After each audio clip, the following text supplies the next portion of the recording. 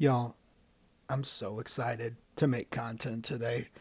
I don't even know where to start. My favorite team, or favorite teams even, had their vote rejected by the people in the county because they sucked at what they did.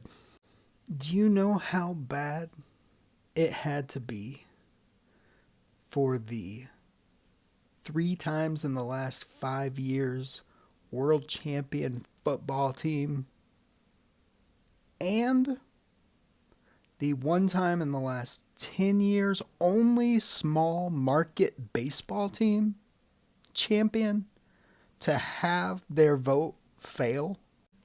And on top of all that, what's happening in Oakland? By the way, if you've made it this far, this is Perennial Losers. I talk about the failure of baseball specifically. Here's the thing: the local football team should not have tied themselves to this vote.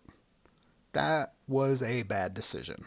And also, what they put forth as their reason to vote was terrible. Look how bad that knot is. Then the baseball team said, we want to move downtown. And then they kind of gave us a plan, but then they kind of changed the plan. Then it changed again. Oh, by the way, they were taking land from the largest church in the metro area. But apparently the church put out a statement to its congregants and said, we've struck a deal with the team. But how's the team going to strike a deal with the largest church, but then also come to the city and say, hey, we need your taxes? Also, I've been to 2 baseball games already this year, and I did multiple loops around the stadium because I don't really sit in my seat. And I was getting a little emotional thinking about losing the team in that stadium. And I'm okay with change, but here's the deal. The plan they put together, the design of the new stadium, had no crown on the scoreboard, had little to no fountains.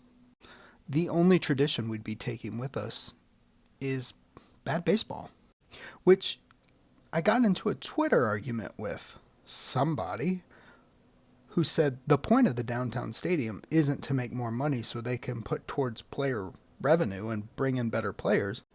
And I said, well, what the hell's the point of all this then? Apparently, we just need a downtown stadium to suck in.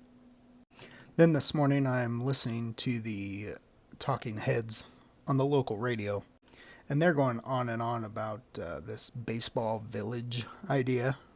And I'll be honest, it sounds cool, but like, what's wrong with being unique?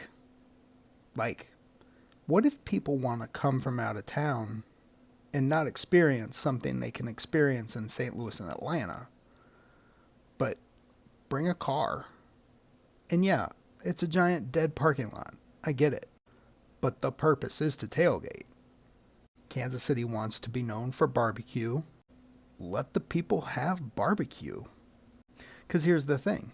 In 40, 50 years, we'll have built this downtown stadium, and we'll be looking at some other city who's decided to build theirs out on a suburb with a giant parking lot, who has their fans tailgating, and we'll be saying, man, wouldn't that be cool?